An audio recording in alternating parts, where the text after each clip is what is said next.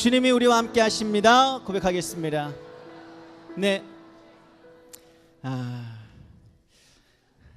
그래요.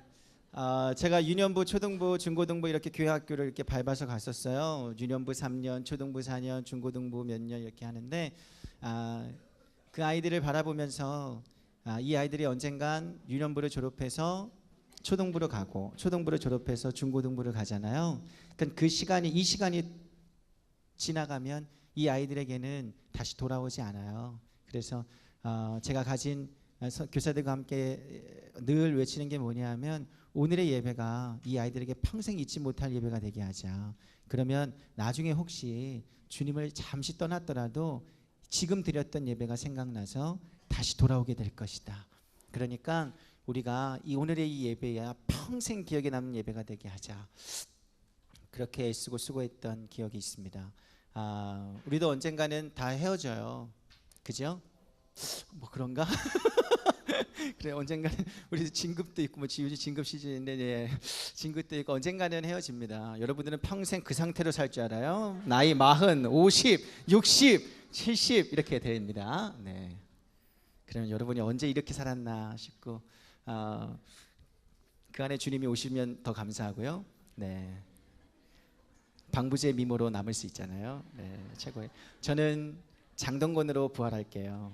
여러분들은 뭘로 부활하고 싶어요? 네, 원빈이요? 꿈도 야무져요. 주님이 그렇게 허락하실 것 같아요. 주님이 허락하지 않으십니다. 네, 저는 허락하셔도 저는 허락하셔도 이 땅에서 어떻게 살았느냐가 중요한 거예요. 이거 뭐지? 이거 좀 이상하다. 이거 이단 같다. 네, 그렇습니다. 그래서 오늘 예배가 우리 삶 가운데 가장 복되고 귀한 예배가 될 줄 믿습니다. 잊지 못할 예배가 될 줄 믿습니다. 아멘. 네, 말씀 보겠습니다. 말씀 신약성경 마태복음 6장 5절에서 8절에 있는 말씀입니다. 신약성경 마태복음 6장 5절에서 8절에 있는 말씀을 보겠습니다. 신약성경 첫 번째 책이죠. 마태복음. 네, 그래요. 6장 5절에서 8절에 있는 말씀 우리 다 같이 한번 읽겠습니다. 시작. 또 너희는 기도할 때에 외식하는 자와 같이 하지 말라. 그들은 사람에게 보이려고 회당과 큰 거리 어귀에 서서 기도하기를 좋아하느니라. 내가 진실로 너희에게 이르노니 그들은 자기 상을 이미 받았느니라. 너는 기도할 때에 내 골방에 들어가 문을 닫고 은밀한 중에 계신 내 아버지께 기도하라. 은밀한 중에 보시는 내 아버지께서 갚으시리라. 또 기도할 때에 이방인과 같이 중언부언하지 말라. 그들은 말을 많이 하여야 들으실 줄 생각하느니라. 그러므로 그들을 본받지 말라. 구하기 전에 너희에게 있어야 할 것을 하나님 너희 아버지께서 아시느니라. 아멘. 오늘 본문 말씀을 근거로 따라합니다. 떡보다 떡 주려는 분에게 집중하라.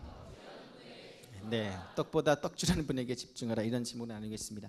지난 금요일에 고통 중에도 주님께서 우리에게 소원을 주신다. 소원을 주시는 하나님, 늘 소원을 주신 하나님 얘기했었습니다. 기억 안 나죠? 안 나죠? 네, 안 납니다. 너무 감사해요. 네, 다시 해도 모를 거야. 지난주 거를. 주님께서 근거도 없는 소원을 주세요. 도대체 이런 불가능한 상황에서 근거도 없는 아무 막연한 소원을 우리에게 주셔서 변화의 기미가 보이지 않는 상황에서 완전한 회복을 바라보게 하십니다. 그렇게 소원을 주시는 하나님, 계속해서 그 소원을 공급해 주세요. 계속 공급해 주십니다. 그래서 우리가 그 소원으로 인해서 늘 기대에 넘치는 삶을 살도록 만들어 주세요. 그러니까 신앙생활이라고 하는 건 늘 설레고 기대감이 있는 거예요. 죽겠죠. 신앙생활이 예수 믿는 것이 죽을 것 같아요.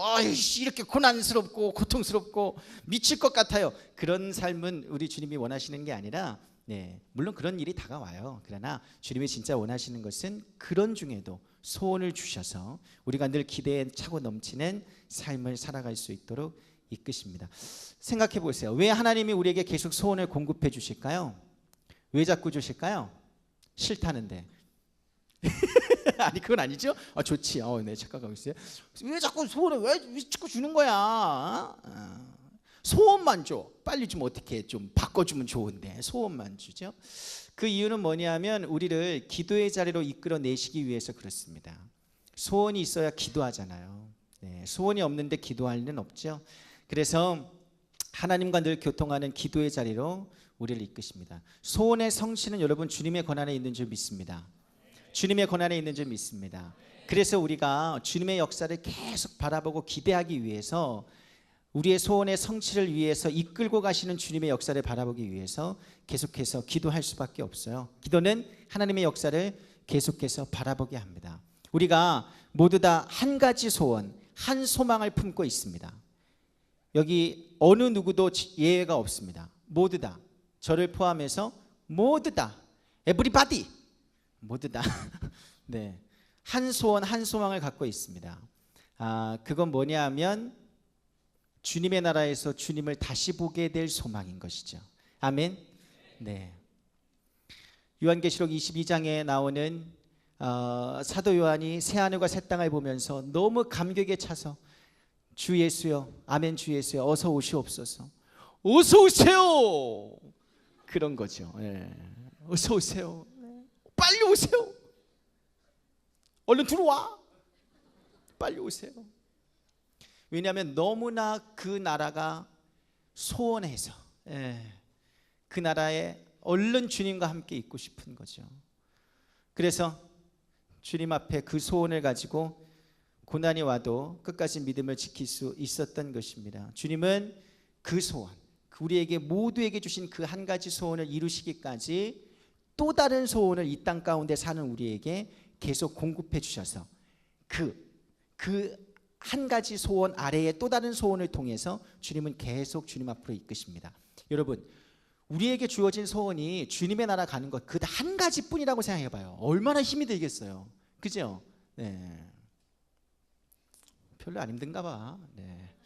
힘들죠. 그래서 다른 소원을 통해서 우리의 연약함을 주님이 아시기 때문에 이 땅 가운데서 우리가 기대하는 어떤 소원들을 통해서 또 우리를 주님 앞으로 이끄신단 말입니다. 기도의 자리로. 제가 중1 때 처음 신앙생활하고 1월 첫 주에부터 교회 나갔어요.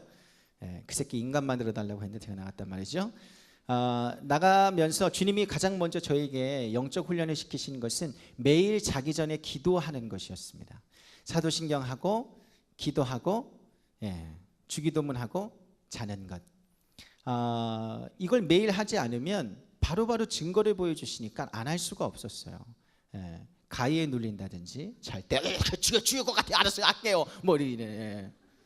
다음날 괜히 깡패에 걸려가지고 얻어맞는다든지, 아니면 아버지가 술을 한 잔 드시고 올 걸 10잔 드시고 온다든지, 미쳐버리게. 그러니까 이게 증거가 바로바로 오니까 한번 오늘 기도 안 해볼까? 뭐 그러다가 개박살 나는 그런 주를 시험했단 말이죠. 저처럼 어리석게 살지 마세요. 시키면 시키는 대로 하십시오. 네. 그래서 바로바로 증거를 주시니까 기도를 해야 되잖아요. 네. 기도를 하는데 기도할 때마다 주님이 놀라운 영적 경험을 하게 하시더라고요. 가장 중요한 것은 그거예요. 내 하루의 삶을 다 기억나게 하시고 생각나게 하시는 것. 그래서 제가 인간 같지 않은 삶을 살고 있을 때 그 모든 삶을 투영해 주셔서, 준호야, 그럴 땐 그렇게 하면 안 돼. 그럴 땐 이렇게 처신해야 하는 거야. 더 이상 네 어머니에게 대들지 마. 바락바락 대들었거든요. 뭘 해줬어? 형들 아디다스 나이키 사줄 때 나는 친척들한테 얻어 입히고, 그렇게 바락바락 대들었거든요. 그러지 마, 그러지 마. 그래서 그 덕분에 인간다워져 갔습니다. 근데 기도를 막상 시작했는데 회개 기도도 하지만 뭔가 소원을 가지고 기도해야 될 거 아니에요. 그래도 이왕 시작한 기도인데, 그래서 무슨 소원을 아뢰나 이렇게 했더니 뭘 기도했냐 하면 그때 제 머리를 두고 기도했습니다. 머리를 두고. 돌머리를 똑똑한 머리로 바꿔달라고 기도한 게 아닙니다. 앞머리 여기 조금을 빼놓고서는 사실은 제가 머리가 전부 다 하였습니다. 네, 앞머리 여기 조금, 그러니까 거울 앞에서 보면은 검은 머리가 있는데 이 뒤쪽으로는, 이 위쪽에서부터는 새치라 그러죠. 근데 새치라 하기에는 흰머리가 훨씬 더 많았습니다. 네, 굉장히 많았어요. 그래가지고 미용실 가는 게 스트레스였습니다. 그냥 막 아유 너 이 새끼 어떡할래? 뭐 깎으면서 뭐 어떡할래냐? 근데 또 웃기는 건 누가 나한테 염색을 하면 눈이 먼다 그래가지고 진짜 어떤 놈이 난 진짜 출처를 지금 알 수가 없어요. 난 이런 유언비어 때문에 커피도 24살에 먹고 머리 염색도 그냥 하면 간단하게 그렇게 스트레스 안 받고 살 수 있는 건데 그렇게 미쳐버립니다. 그래가지고 염색도 못하고 그냥 흰머리 그대로 사는 거예요. 제가 어릴 때 오락실에서 게임 많이 했다 그랬잖아요. 그렇게 게임하고 있으면 뒤에서 다 하는 말이 이 할아버지 오락 되게 잘한다 그런 거였어요. 이 할아버지 진짜 잘해. 그래서 뒤를 딱 돌아보면 뭐야 뭐 이런. 친척네 집에 가고 뭐 이렇게 가면 그게 항상 그냥 모른 채 하고 지나가 주면 좋겠는데 그건 항상 얘기하는 거예요. 그래서 그거 고쳐달라 했습니다. 주님, 흰 머리 검은 머리 되게 해주세요. 주님이 계시하실까요? 검은 콩 먹어라. 그런 계시하지 않으시고요. 그냥 기도했습니다. 어차피 내 뒷머리는 보이지 않으니까 그냥 기도만 했습니다. 그냥 해야 되니까 기도는 어차피. 한 6개월 지났던 것 같아요. 친척네 외가댁에 갔습니다. 그랬더니 외숙모님이 깜짝 놀라는 거예요. 네 염색했나? 그래서 아니요, 염색 안 했는데요. 네 머리가 왜 이러노? 그러면서 거울을 갖다 주시더라고요. 그래서 거울을 뒷머리를 비춰주시는데 흰머리가 없는 거예요. 하나도. 주님 감사해요. 네. 주님은 항상 나를 고통 가운데 밀어 넣으시고 소원을 갖게 하시고 그걸 해결해 주시고 병 주고 약 주고 하시는 놀라운 분이시더라고요. 애초에 그런 걸 안 생기게 해주면 좋잖아. 그 외에도 여러 가지 소원을 통해서 주님께서 응답하시고 그러면서 제가 깨닫게 된 건 뭐냐면 주님을 알아가게 됐습니다. 그러니까 흰머리가 검은 머리가 되는 것으로 만족하는 게 아니라 그것을 통해서 주님을 알아가게 됐어요. 진짜 기도하면 주님이 들으시는구나. 주님이 진짜 역사를 하시는구나. 이게 내가 그냥 듣던 말이 아니구나. 그 놀라운 걸 확신하게 됐습니다. 계속해서 소원을 통해 역사하시면서 주님이 어떤 분이신지 알아가게 됐어요. 물론 성경 말씀을 통해서도 알아가죠. 그런데 그런 영적 경험들을 통해서 주님은 당신을 나에게 나타내 주셨습니다. 나타내 주셨어요. 그래서 여러분 기도를 자꾸 해 나갈수록 여러분이 알게 되는 건 뭐냐면 주님이 우리에게 원하시는 게 뭔지 알게 돼요. 그게 뭐냐면 당신을 우리에게 나타내 주기를 원하세요. 어떻게 한다고요? 당신을 우리에게 나타내 주기를 원하신다는 거예요. 그래서 우리에게 끊임없이 소원을 주시고 우리에게 역사해 주십니다. 결국 기도의 목적이 네? 왜요? 화면이 사람이 지나갔다고요? 귀신이? 오직 주님께 집중하세요. 여러분들 뭐 하는 겁니까 지금? 주님께만 집중해야지. 네, 감사합니다. 오늘 설교 망치면 니들 때문이야. 그래서 결국 기도의 목적이 나의 소원 성취가 아니라 뭐냐 하면 주님을 알게 되는 것입니다. 주님을 알게 되는 기도의 목적이에요.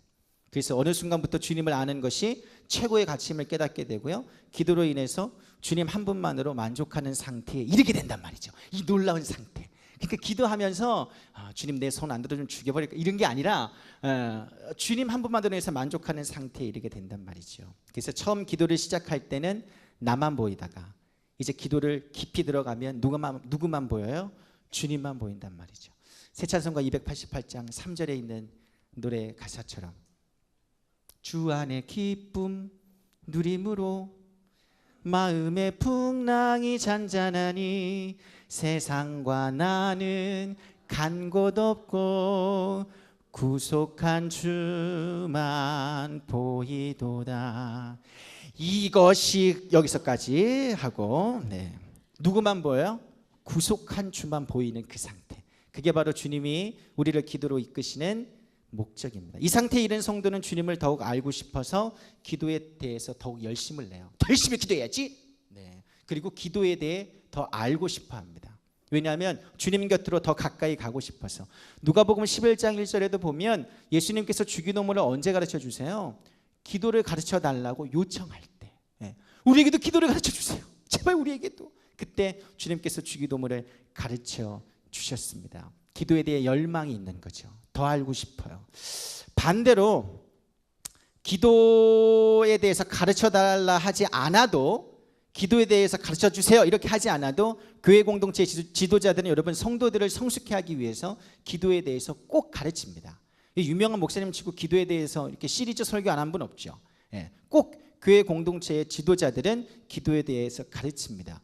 교회에서 가르칠 수 있는 주제가 뻔해서 그런 건 아니에요. 할 게 그거밖에 없어. 기도밖에 없어. 그게 아니라 최초의 교회가 어디서부터 시작했어요? 오순절 성령 체험 사건을 경험하기 전까지 뭘로 시작했어요? 기도회로 시작했어요. 기도회. 약 열흘간의 기도회. 그래서 교회의 정체성이라고 하는 건 바로 기도입니다. 기도로 시작돼서 기도로 마무리 짓는 거예요. 그래서 기도에 대해서, 기도를 통해 주님과 교통할 수 있는 교회가 되어야 생명력을 유지할 수 있기 때문에, 그게 곧 교회의 정체성이기 때문에 기도에 대해서 가르칠 수밖에 없어요. 여러분이 기도에 대해서 편하게 접근할 수 있는 책 뭐냐면 빌 하이벨스 목사님이 너무 바빠서 기도합니다. 영문 제목은 Too Busy Not to Pray 이거거든요. 한 200쪽 돼요. 이왕이면 영문판으로 읽으세요. 저도 이거 한 24쪽까지 읽었거든요. 24쪽. 200쪽 중에 24쪽까지 읽었습니다. 그리고 한글 번역판으로 갈아탔죠. 이번에 20주년 기념판이 나왔어요. 여러분, 주님은 은혜로우십니다. 주님은 은혜로우세요. 여러분, 애쓰지 마세요. 안 되는 영어를 하겠다고. 그런데 영문판으로 보면 정말 좋습니다. 좋아요. 나는 좋다고 얘기한 거예요. 내가 뭐 강요한 건 아니에요.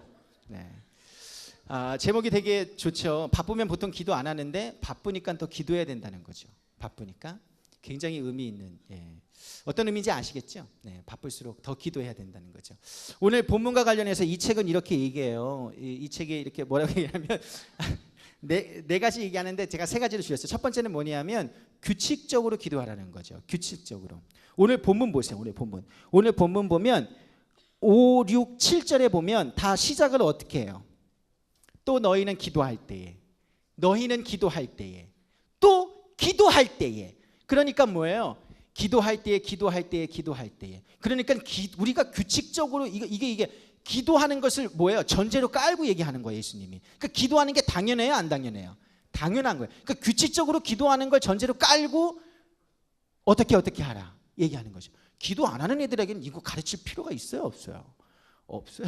기도를 안 하는데 기도하는 자에게 필요한 말씀인 거죠. 그래서 규칙적으로 기도하라고. Whenever you pray, 기도할 때마다 어떻게 하라.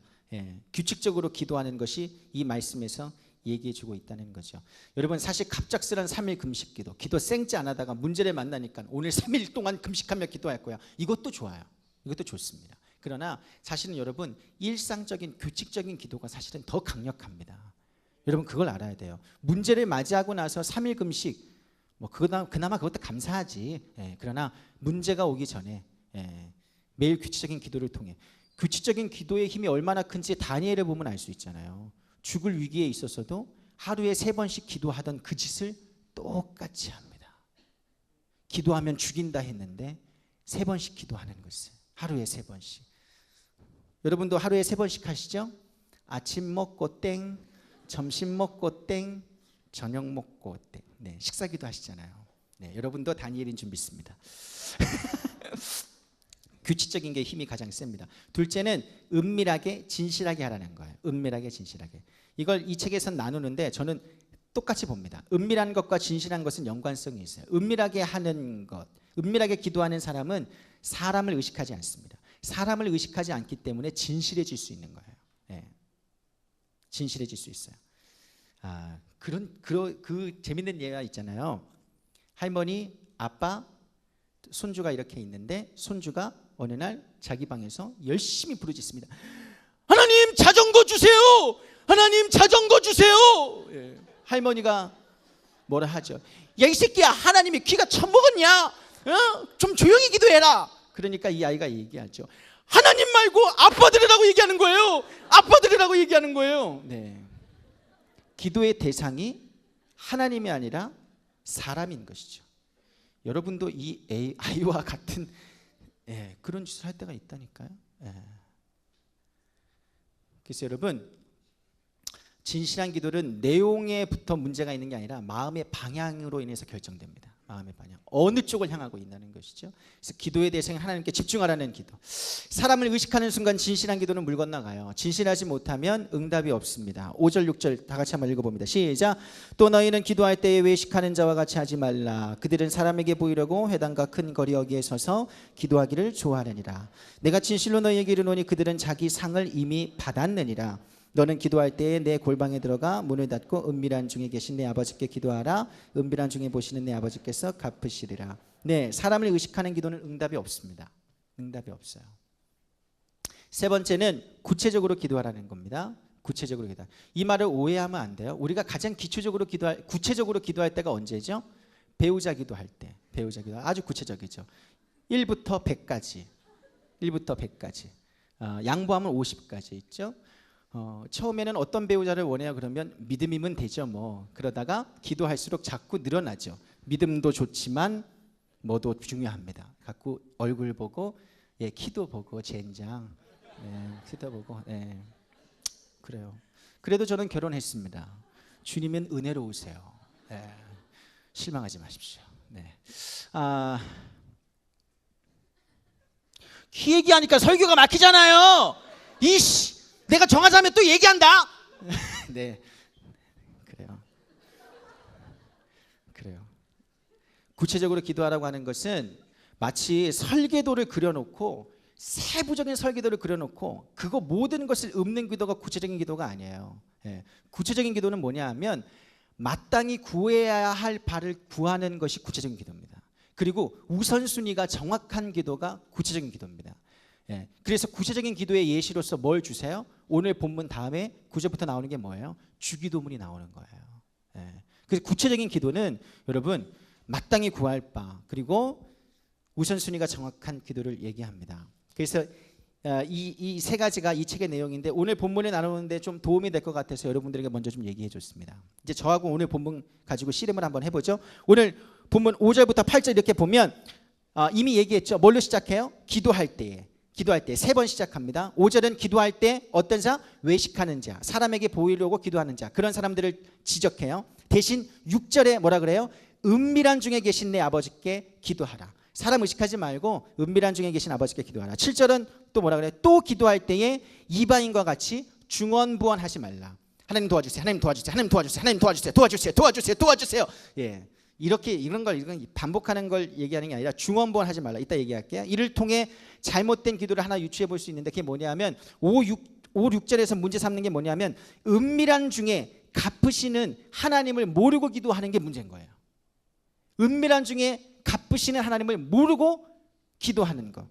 하나님께만 집중해야 응답하심을 모르고 기도하는 거예요. 7절에 중언부언은 단순히 같은 말을 반복하는 것을 지적하는 게 아니에요.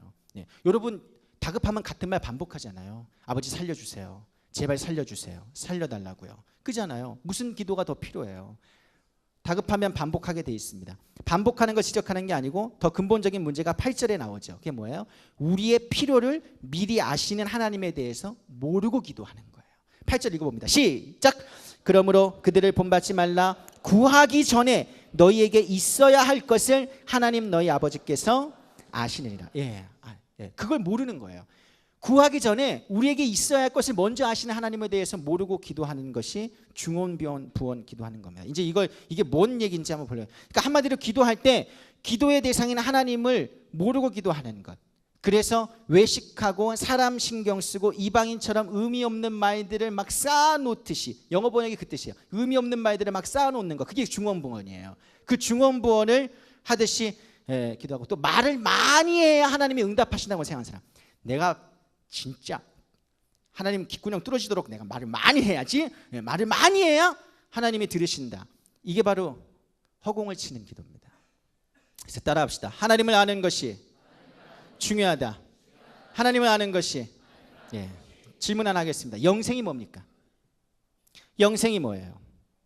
그렇죠. 영원히 사는 거죠. 애들은 이렇게 대답합니다. 영원히 사는 거야. 이렇게 대답해주면 지겹겠네요. 영원히 사니까. 영생은 영원히 사는 것이다 라고 하는데 아니에요. 요한복음 17장 3절에 다 같이 읽어봅니다. 시작. 영생은 곧 유일하신 참 하나님과 그가 보내신 자 예수 그리스도를 아는 것이니이다. 재밌죠. 영생은 영원히 사는 개념이 먼저가 아니고 그 개념도 있어요. 맞아요. 그런데 먼저 된 개념은 뭐예요? 하나님과 그가 보내신 자 예수 그리스도를 아는 것, 그게 영생이라는 거예요. 그러니까 주님을 더 깊이 알면 알수록 영생을 어때? 더욱 풍성히 얻는 것이죠. 뭔지 이해하시겠어요? 그래서 우리가 주님을 제대로 알지 못하고 기도하는 것이 여러분 우상 숭배와 다름이 없습니다. 놀랍죠? 여러분이 주님을 잘 알지 못하고 기도하면 우상 숭배하는 것과 별 차이가 없어요. 바울은 아테네에서 종교성이 짙은 사람들을 향해서 얘기했죠. 너희들이 알지 못하는 신에게 예배하고 기도한다. 그런데 그 신이 누구인지 내가 알려주겠다. 그러니까 우상 숭배와 하나님을 숭배하는 것과 한 끗 차이예요. 아느냐 모르느냐. 알고 하면 맞는 거, 모르고 하면 우상 숭배가 되는 거죠. 자, 따라합니다. 온전한 기도는 주님을 알고 해야 완성된다. 그렇죠. 온전한 기도를 위한 세 가지 지침 여러분과 나누고 마치겠습니다. 온전한 기도를 위한 세 가지 지침. 첫 번째 띄워주세요. 시작. 행한 일대로 갚으시는 하나님을 알라. 행한 일대로 갚으시는 하나님. 행한 일대로 갚으시는. 6절에 나오는 은밀한 중에 갚으시는 하나님을 나는 이렇게 해석하고 싶습니다. 행한 일대로 갚으시는 하나님. 여러분, 왜 유대인이 길거리에서 사람에게 보이려고 그렇게 기도하죠? 왜 그렇게 기도하죠? 사람이 주는, 사람의 인정을 기대하기 때문에 그렇죠. 왜냐하면 이 종교적 행위 수준, 사람들에게 인정받는 종교적 행위 수준이 곧 그 사람의 사회적 위치를 말했어요. 그러니까 내가 종교적으로 완벽하면 완벽할수록 사회적으로 인정받는 거예요. 그게 곧 삶의 수준, 질을 결정하는 겁니다. 그러니까 사람에게 인정을 받으려고 하는 것이죠. 그렇게 사람이 주는 것을 먼저 기대하는 것이죠. 하나님이 주려고 하는 것보다. 그래서 기도를 가지고 자기의 영광, 속된 것을 위해서 하나님의 것, 거룩한 것을 사용하는 것, 그거 아주 악한 겁니다. 저도 늘 설교에 오기 전에 기도합니다. 하나님, 이 설교를 통해서 내 자신을 입증하려고 하지 않게 해주세요. 나를 인정받게 하려고 내가 설교를 하게 하지 않게 해주세요. 설교는 100% 여러분이 하나님을 알게 하는 데에 필요한 겁니다. 내가 얼마나 많이 알고 있는지, 내가 주중에 몇 권의 책을 읽었는지, 그거 내가 여러분한테 보여주려고 설교하는 거 아니에요. 많이 읽습니다. 많이 읽어요. 많이 읽습니다. 24쪽까지 읽었다니까? 굉장하죠? 24쪽까지. 200쪽 중에. 한 달 걸렸습니다. 여러분, 6장에서 사실 우리 본문 6장에서는 구제, 기도, 금식 이런 거에 대해서 얘기해요. 경건의 행위. 이런 것들이 자기의 영광을 위해서 사용되는 거. 자기의 영광을 위해서. 진짜 하나님의 영광을 위해서 사용돼야 되는데. 여러분, 이들의 행위가 옳아요, 옳지 않아요? 옳지 않죠. 옳지 않아요. 그래서 주님은 분명히 말씀하세요. 사람에게 받았으면 하나님께는 못 받는다. 니들 사람에게 받았으니까 나한테는 못 받아. 이건 겁니다. 칼 같으시죠. 잘못 행했으니 안 갚으시겠다고 하는 거예요. 기도한다고 무조건 갚으시는 게 아니라는 거예요. 가끔 교회에서 주는 상에 집착하는 사람이 있습니다. 그러니까 사모하는 건 괜찮아. 교회에서 주는 상 사모해요. 열심히 해요. 좋아. 근데 집착한 나머지 집착의 결과가 뭐예요? 분노예요. 왜 나 상 안 줘요? 왜 나 상 안 줘요? 분노하는 사람이 가끔 나이가 들어도 있습니다. 그런데 사실은 어느 때는 평가 기준에 따라 혹은 또 착오가 또 있어서 받아야 할 사람이 못 받고 다른 사람이 받게 되는 경우가 있어요. 그런데 정말 행한 일대로 갚으시는 하나님, 은밀한 중에 갚으시는 하나님을 정말 믿는다면, 진짜 믿는다면 분노할까요? 그렇지 않겠죠. 오히려 사람이 주는 상보다 하나님이 주는 상을 기대하게 될 겁니다. 그래서 여러분, 하나님이 어차피 하나님이 행한 일대로 갚으실 텐데 뭐 이렇게 사람에게 받으려고 그래요. 어차피 하나님이 다 갚으실 것인데. 그래서 여러분, 하나님이 주시는 것은 사람이 주는 것과 비교할 수 없는 줄 믿습니다. 예, 오히려 사람이 주는 것이 나를 올가맬 수 있어요. 더 부담되게 하고 나를 넘어지게 할 수도 있습니다. 사람에게 받는 것 여러분 좋아하지 마세요. 하나님이 주시는 것을 기대하기 바랍니다. 네, 그래서 주님은 반드시 행한 일대로 갚으신다. 그렇기 때문에 은밀한 중에 갚으시는 거죠. 우리가 아무리 숨어서 기도하고 아무리 숨어서 구제하고 아무리 숨어서 여러분이 금식을 해도 하나님께서는 다 보고 계시고 우리를 보고 인정해 주시고 합당한 것으로 갚아주시는 줄 믿습니다. 당장 열매가 없다고 낙심하지 마세요. 반드시 갚으십니다. 땅끝까지 쫓아가서 갚으십니다. 네. 땅끝까지 돈을 받아내려고 쫓아가는 대출 아니에요. 주님은 땅끝까지 쫓아가서 갚으십니다. 그게 주님이신 줄 믿습니다. 그래서 반드시 주님께서 갚으십니다.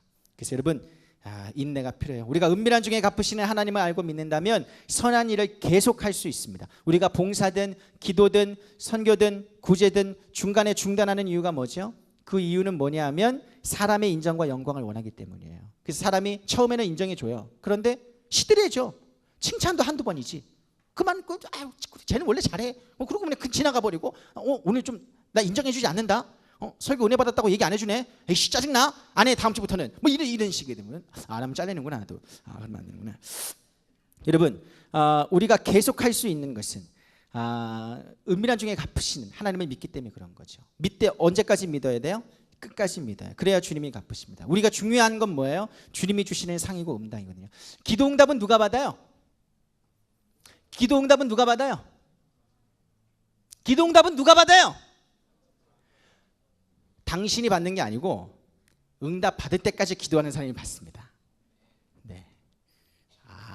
분위기 쌓여졌어요. 네. 그래요. 그래서 오직 은밀한 중에 갚으시는 하나님을 알고 믿는 자만이 계속 기도할 수 있게 되는 줄 믿습니다.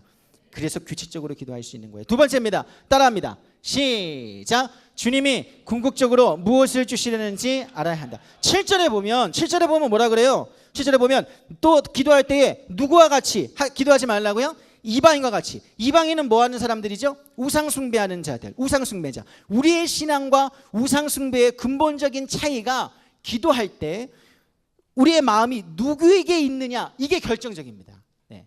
우상 숭배냐 아니냐? 근데 기도할 때 기도자의 마음이 누구에게 있느냐? 우상 숭배는 누구에게 있어요? 자기 자신. 기도자 자기 자신에게 마음의 중심이 있습니다. 우리는 누구에게 있어요? 하나님께 있습니다. 하나님께서. 그래서 우상 숭배자는 신의 뜻 따위는 상관없어요. 그냥 자기가 원하는 것만 구할 뿐이에요. 그런데 우리의 신앙은 다릅니다. 하나님의 뜻이 중요해요. 하나님의 것을 구해요. 하나님의 다스림을 원해요.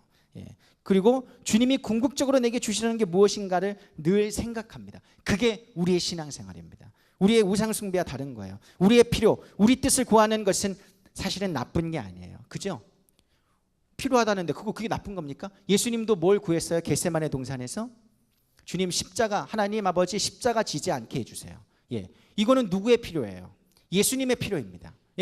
그걸 구하는 것 자체를 욕할 수는 없어요. 싫으니까, 힘드니까, 무서우니까, 두려우니까. 그런데 예수님의 마지막 기도는 뭐였어요? 주님 내 뜻대로 마옵시고 아버지의 뜻대로 하여 주옵소서. 하나님의 뜻은 어디에 있었어요? 십자가를 지는 데 있었습니다.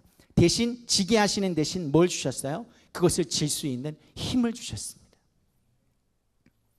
주님의 뜻대로 이루어지는 줄 믿습니다. 그것을 구하는 것이 우리의 신앙이에요. 그대로 가야 우상 숭배가 되지 않습니다. 그래서 예수님은 하나님이 주시라는 게 뭔지 알고 그렇게 순종했죠. 자기 뜻대로 되지 않았다고 원망하지 않고요. 우리가 기도하고서 막 주님을 원망하게 되는 일이 왜 그런 거냐? 궁극적으로 주님이 우리에게 주시려는 게 뭔지 모르고 기도하기 때문에 그런 거예요. 주님이 주시려는 게 뭐예요? 주님이 도대체 뭘 주려고 그러는 거예요, 우리한테? 주님이 도대체 우리한테 뭘 이렇게 주려고 맨날 기도하게 하고 기다리게 하고?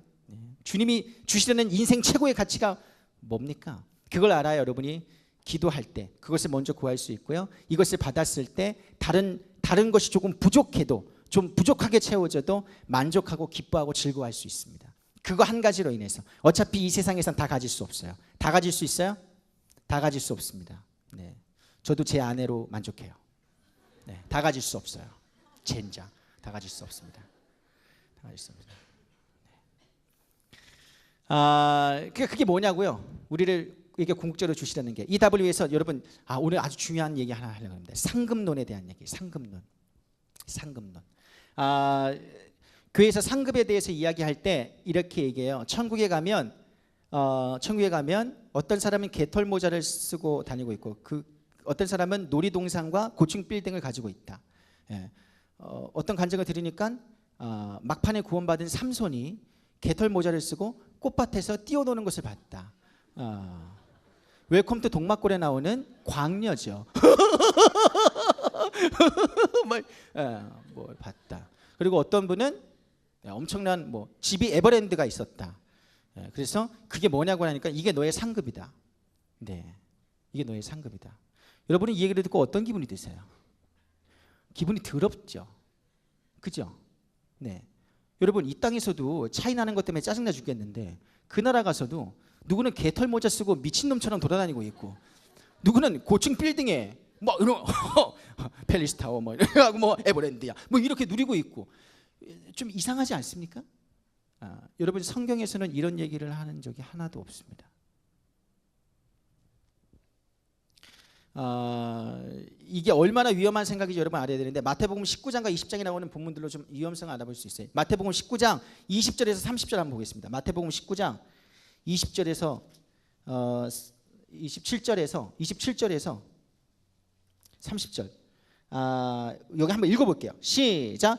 이에 베드로가 대답하여 이르되 보소서 우리가 모든 것을 버리고 주를 따라 싸운데 그런즉 우리가 무엇을 얻으리이까? 예수께서 이르시되 내가 진실로 너희에게 이르노니 세상이 새롭게 되어 인자가 자기 영광의 보좌에 앉을 때에 나를 따르는 너희도 12보좌에 앉아 이스라엘 12지파를 심판하리라. 또 내 이름을 위하여 집이나 형제나 자매나 부모나 자식이나 전토를 벌인 자마다 여러 배를 받고 또 영생을 상속하리라. 그러나 먼저 된 자로서 나중되고 나중되라서 먼저 될 자가 많으리라. 지금 이게 무슨 얘기냐면요, 베드로가 주를 위해서 모든 것을 버렸기 때문에 다른 사람들보다 더 많은 상급을 얻게 될 것을 기대하면서 물어보는 거예요. 주님, 나는 엄청난 거 준비하고 계시죠? 그런 거예요. 그런데 그 질문 앞에 예수님께서 주려고 했던 게 뭐냐면 너무나 뻔한 대답이었습니다. 영생, 천국, 하나님의 나라라는 거죠. 예. 더 특별한 것을 원했는데 그게 아니죠. 고층 빌딩을 줄게, 놀이동산 줄게, 그게 아니라 또 똑같은 얘기예요. 그러면서 뜬금없이 어떤 말씀을 하세요? 30절에 먼저 된 자로서 나중되고 나중된 자가 먼저 된다. 이게 무슨 말인지 모르겠어요. 이게 20장에 나오는 포도원 일꾼의 비유에서 다시 한번 16절에 나와요. 다시 한번 나와요. 그러니까 그 말씀이 무슨 뜻인지 알려주시는 거예요, 베드로에게. 이 포도원 일꾼의 비유가 뭐예요? 주인이 자기 포도원의 일꾼을 부를 때 약속을 하나 합니다. 무슨 약속이냐? 내가 너희들에게 한 데나리온씩 주겠다, 일하면. 그래서 아침에 일찍 부름받은 사람도 있고 오후 늦게 6시가 마지막 마감이면 5시에 부름을 받은 사람도 있습니다. 그래서 나중에 온 사람이 이제 계산을 해서 돈을 받는데 한 데나리온을 받는 거예요. 그러니까 아침에 부름받은 사람이 뒤에 있다가 보니까 어때요? 자기는 얼마나 받겠어요? 1시간 일한 놈하고 8시간 일한 놈하고 같아요, 달라요? 같아요, 달라요? 이성적으로 생각하세요. 나한테 말리지 말고. 같아요, 달라요? 달라요. 그래, 분명히 8시간 일한 애한테는 한 5데나리온은 줘야 될 거 아니에요. 그잖아요. 그래서 딱 섰는데 더 줄 줄 알고 있었는데 얼마 주세요? 한 데나리온 줘요. 한 데나리온 주는 것을 보고 주인을, 본문에 보면 11절에 보면 원망했다고 나와요. 원망했다. 그것을 보고서 주인이 얘기해요. 야, 너 왜 화내냐? 내가 분명히 약속했지 않니? 내가 너를 부를 때 한 데나리온 준다고. 약속했어요. 얼마 준다고요? 한 데나리온 준다고.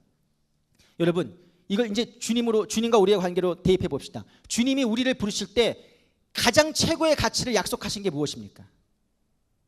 가장 귀한 것, 그분이 하늘의 영광을 버리고 목숨을 버려서 우리에게 주려고 한 최고의 궁극적인 가치, 약속하신 것, 그게 뭡니까? 영생, 하나님의 나라죠. 그건 무슨 말이에요? 그 이상의 것은, 우리가 기대할 것, 그 이상의 것은 있다는 거예요, 없다는 거예요? 없다는 거예요. 주님이 약속한 건 그거라는 거예요. 그런데 주님이 약속한 것, 그 이상의 것을 기대한다면, 그 이상의 가치를 누리려고 한다면 그건 하나님을 아는 자예요, 모르는 자예요? 모르는 자예요. 주님의 뜻을 모르는 자예요. 주님을 모르는 자예요. 모르고 기도하면 뭐예요? 모르고 구하면 뭐예요? 우상 숭배자예요. 처음에 먼저 부름을 받았을지라도 그것을 모르고 그걸 깨닫지 못하고 구하는 자는 먼저 된 자가 나중된다는 거죠. 원래 천국에 먼저 부름을 받았는데 그걸 못 깨달으면 어떻게 된다고요? 천국에서 제외된다는 거예요. 오히려 나중에 왔을지라도 그것을 깨닫는다면 어떻게 된다는 거예요? 먼저 들어간다는 거예요. 여러분, 하나님의 나라보다 더 귀한 것은 없습니다. 주님이 우리에게 주시려는 것은 영생이고 하나님의 나라인 줄 믿습니다. 네. 마가복음 10장 29절 30절을 보면 우리가 더 잘 이해할 수 있어요. 우리 다 같이 한번 읽어봅니다. 시작. 예수께서 이르시되 내가 진실로 너희에게 이르노니 나와 복음을 위하여 집이나 형제나 자매나 어머니나 아버지나 자식이나 전토를 벌인 자는 현세에 있어 집과 형제와 자매와 어머니와 자식과 전토를 100배나 받되 박해를 겸하여 받고 이건 싫어요. 내세에 영생을 받지 못할 자가 없느니라. 현세가 중요해요? 내세가 중요해요? 현세가 중요해요? 내세가 중요해요? 예, 현세는 둘 다 중요하죠. 그렇죠? 예. 그러나 우리에게 중요한 것은 뭐예요? 돌아올 세상이죠. 올 세상이죠. 그 세상이 중요합니다. 그 세상에서 누리게 해주겠다는 게 뭐예요? 영생입니다. 주님이 우리에게 주시려는 것은 영생이고 하나님의 나라인 줄 믿습니다. 그래서 여러분, 주님께서 성경에 보면 큰 상을 주겠다, 행한 일대로 갚아주겠다고 하는 것은 차등지급을 하게 주겠다, 이게 아니라 내가 너에게 영생을 확실히 보장해 주겠다, 아무도 내가 너에게 준 천국 열쇠를 빼앗지 못하게 내가 확실하게 보장해 주겠다, 이 뜻입니다. 왜냐? 그것보다 더 귀한 것은 없기 때문에 그런 것이죠. 그래서 주님이 주시는 최고의 가치를 확실히 보장받는 여러분에게 주님을 축원합니다. 우리가 마치 천국을 따놓은 당상이야, 이제 차등지급만 남았어. 아니에요. 천국은 그렇게 쉽게 얻는 것이 아닙니다.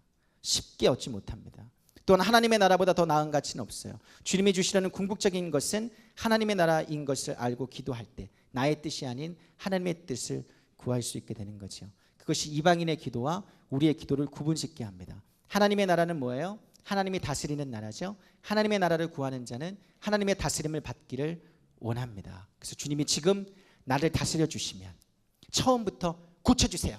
병 고쳐주세요. 부자 되게 해주세요. 이게 아니라 주님이 나를 다스려 주세요. 그러면 내 질병이 물러가고 내 가난이 물러갈 줄 믿습니다. 품격이 다른 기도지. 응?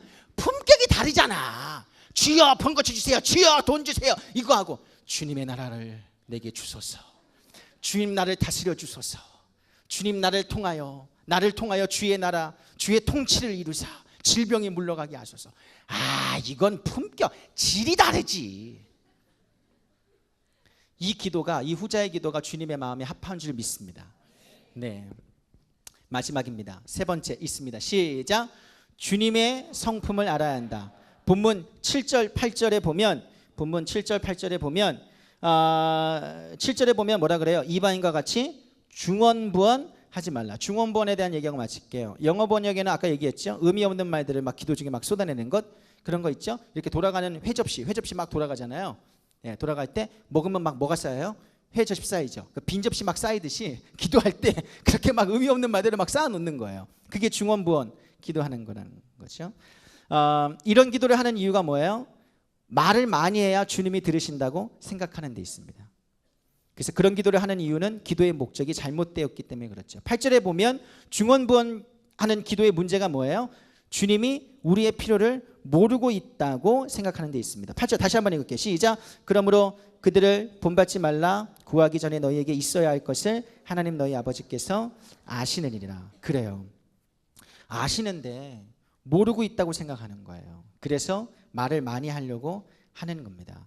여러분, 똑같은 말을 반복하는 게 문제가 아니라 뭐가 문제인 거예요? 중언부언 기도는 주님이 내 사정을 모르시니까 내가 말을 많이 해서 주님이 내 사정 알도록 만들겠다는 거예요. 내가 만들어버리겠다는 거예요. 주님 모르시죠? 귓구멍 파시고 빨리 내 사정을 잘 들으시고 좀 똑바로 좀 알고 계세요. 내 사정이 어떤지 좀. 주님이 응답이 더딘 것은 내 사정을 몰라서 응답이 더딘 겁니까? 주님이 내 필요를 모르세요? 그건 주님을 잘못 알고 있는 것입니다. 그걸 모르고 기도하고 막 의미 없는 말들을 쏟아내게 된단 말이죠. 여러분, 더 문제는 뭐냐면 주님이 처음부터 나에게 응답하실 마음이 없어서 내가 때를 써야 한다고 느끼는 거죠. 그분을 끊임없는 말로 귀찮게 해드려야 응답하실 거라고 생각하고 기도하는 것. 이건 마치 불의한 재판관이죠. 그렇게 기도하는 것이 문제라고 하는 거죠. 기도는 우리의 필요를 이미 알고 계신 분에게 하는 겁니다. 알아달라고 기도하는 게 아니라 이미 우리의 필요를 알고 계신 주님 앞에 주님이 주시려는 것 무엇이죠? 주님이 주시려는 것, 내게 가장 좋은 거 예비하고 계신 거 있잖아요. 그거를 내게 보여주세요. 이렇게 기도하는 겁니다. 그래서 주님을 더욱 의지하려고 기도하는 거죠. 어쩌면 나보다 나의 필요를 더 잘 아시기 때문에 주시려는 게 무엇이냐고 묻는 겁니다. 주님의 성품을 알아야 합니다. 본문 하나만 더 볼게요. 마태복음 7장 7절에서 11절입니다. 이것만 있습니다. 시작.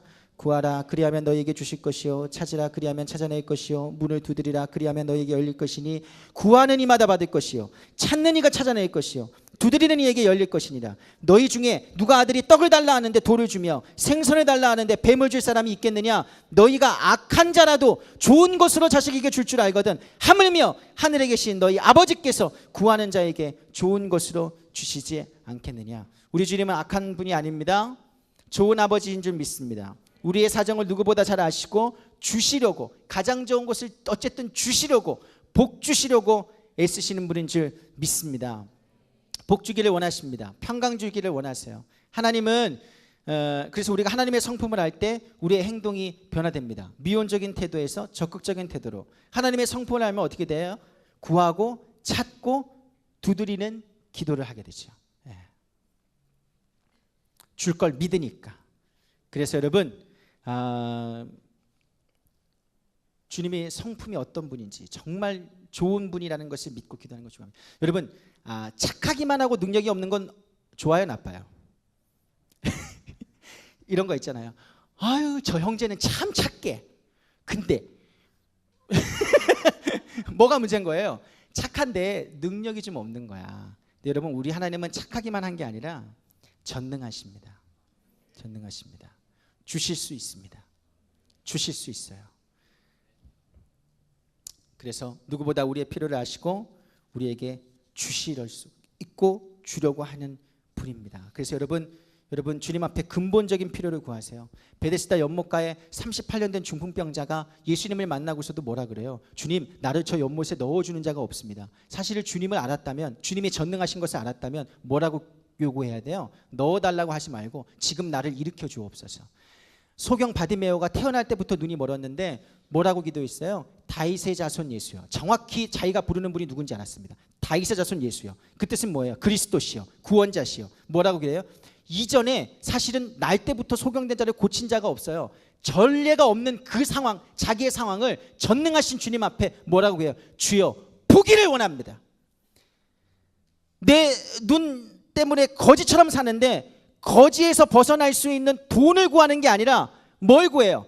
직접적으로 그분만이 할 수 있는 그 일을 구합니다. 뭘 구해요? 보게 하여 주옵소서. 보게 하소서. 여러분은 오늘 뭘 구할 겁니까? 전능하신 주님 앞에, 좋으신 주님 앞에 뭘 구할 겁니까? 똑바로 구하세요. 그분만이 할 수 있는 걸 구하세요. 그분만이 줄 수 있는 걸 구하세요. 주님이 역사하실 줄 믿습니다. 기도하겠습니다. 사랑해 주님.